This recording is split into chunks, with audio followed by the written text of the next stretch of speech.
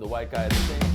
Good morning, Minneapolis. Welcome to Wednesday, November 25th. My name is Toussaint Morrison with Onsite Public Media, hosting Good Morning Minneapolis for you today. All right, today's headliner comes from San Francisco. District Attorney Chesa Boudin has charged former San Francisco police officer Christopher Samayoa in the killing and what we call murder of Keita O'Neill, a black man.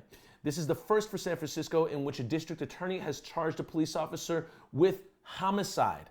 It's important to point out that Chesa Boudin, district attorney for San Francisco, is 40 years old. However, the Hennepin County Attorney General, Mike Freeman, is 72 years old, which in obvious news, that means there's no hope for Mike Freeman. There's probably none. Like, he's gonna be racist for the rest of his life. It's what it is. He's gotta go.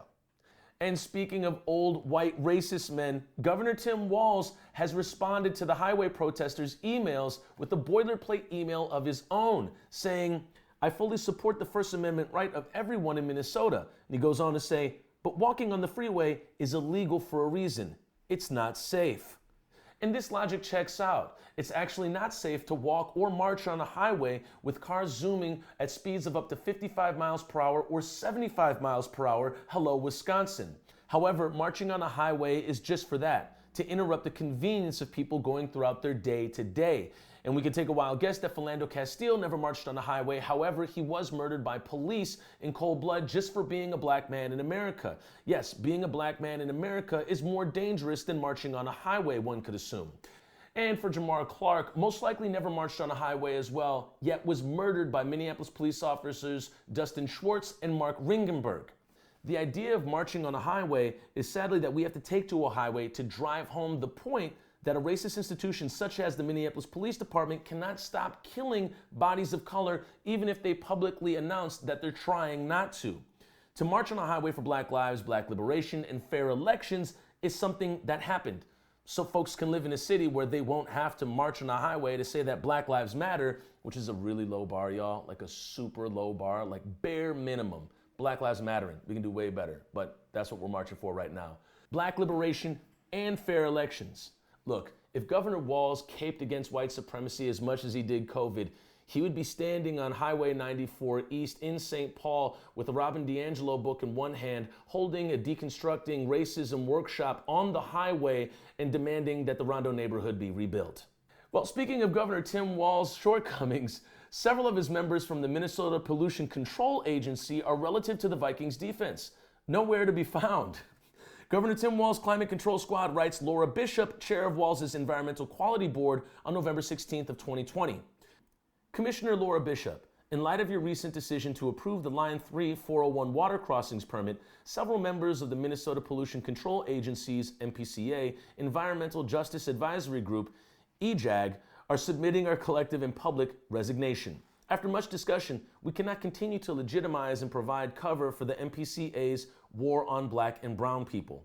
The Line 3 pipeline will cross over 200 bodies of water, inevitably poisoning rivers, wetlands, and wild rice beds. It will emit as many greenhouse gases as running 50 new coal plants 24 hours a day. And you can find the rest of that letter in the description below. It's also important to point out that Michigan's governor has stopped Enbridge's Line 5. And also, oil and gas prices are dropping. So when we're talking about old white men and oil, we're talking about that money. And if Tim Walz isn't going to stop Line 3 due to sacred space, indigenous peoples, just respect of Black and brown folks, poisoning water, COVID, or just good old morality, then you would figure he would listen to the money.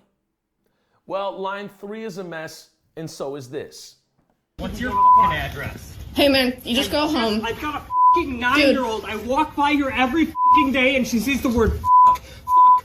This is a video of a white man visiting the South Barricade at George Floyd Square. Mind you, the site where George Floyd experienced the modern day lynching at the hands of the Minneapolis Police Department.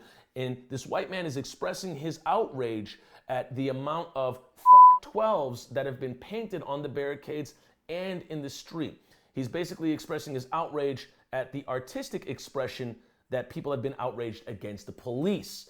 Now, it's important to note that the city has been reported to be taking tally of fuck 12s that have been painted around the city, inward and outward, citing it as problematic. We speak to a community member who's a staple at George Floyd Square, Auntie. Auntie, can you please tell us, what do you think of the fuck 12s being spray painted around the city? I personally think that people should be able to express themselves, and if that's what they want to put out there, then that's on them. Auntie, and how do you feel about the city documenting the fuck 12s around the city and saying that they're problematic? I personally don't think that 12 is problematic. I think the reason on why it is, what 12 means, why it's being said, why is it being put out there, the reasoning behind why it started is what is problematic. Auntie, lastly, a white man expressed his outrage that his children may have to walk by this explicit language. What do you have to say about that? I think that is really unfortunate that that person may feel some type of way because, well, black kids see police kill their fathers and mothers and brothers and such all the time. That doesn't mean that they're going to stop because we feel some type of way. We don't want our children to see that, but our children still see them type of things. Thank you, Auntie. We appreciate it. Yeah, see you later. Well, in good news, on the north side of Minneapolis in the Camden neighborhood, the Houston White Men's Room is opening up, which will be part barbershop, part retail store, part coffee bar, and part cafe, and all community, bringing together people of all identities, races, cultures, and backgrounds, writes Dogwood Coffee. Bringing together people of all backgrounds, races, and cultures. No, doesn't sound anything like Spy House. Spy House coffee. Racism never tasted so good. Spy House coffee. Just cream for me. Spy House coffee. The only thing I like integrated is Spy House coffee. Street people, not in my cafe, but they can apply online. Okay, that'll about do it for us today. Thank you so much for tuning in to Good Morning Minneapolis. We can't wait to see you at the next one. We thank you for all the support, everybody that's donated, reposted, shared. Thank you so much. Y'all are amazing, and we want to keep doing this show. So just keep your eyes on this channel, subscribe, go to Onsite Public Media, Instagram, subscribe. There are some events going on this week. This Thursday, 5 p.m. at Boom Island Park, Native Lives Matter are putting on a National Day of Mourning. So 5 p.m. at Boom Island Park, you can find the description link below for that event. Also on Saturday, November 28th, 2 p.m. at George Floyd Square is Decolonize Day. Soul food for all. We're feeding everybody. Nobody will be turned away. It's going to be all boxed food, so we'll hand it to you, and you can go about your business and go wherever you want. Please keep socially distanced, as COVID is like at an all-time high right now. So Soul Food for All, Decolonize Day this Saturday, 2 p.m. at George Floyd Square. Also, at the end of these episodes, we usually say, hey, can you support us? But right now, there is a far more urgent need and support needed for community members here in Minneapolis. And this goes out to the rest of the country and the globe. As we know, black home ownership has been always low. And if you understand the black home ownership laws from 1619 to 1969, they still affect today, obviously, as the legacy of this country affects our day to day. So with that, we are asking everybody watching to support in some way for Miss Rosemary and Raisha, who are currently living in a duplex owned by the Twin City Land Bank.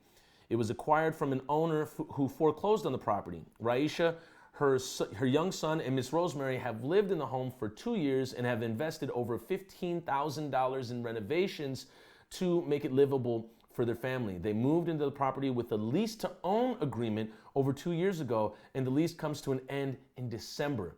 Miss Rosemary and Raisha need to buy their home by December 2020, or their home will be sold from underneath them. Raisha and Miss Rosemary have saved approximately $50,000 to go towards the purchase of their home. They need an additional $100,000 to be able to buy their home. So with that being said, it's also important to point out that Raisha and Miss Rosemary are staples in community leadership, black leadership, and just in city leadership in the city of Minneapolis and in the state of Minnesota. So please help out however you can. That link is at the top of the description below. So go there and give whatever you can. Thank you so much for tuning in. That'll do it for us here at Good Morning Minneapolis. All right, we'll catch y'all later. Bye-bye.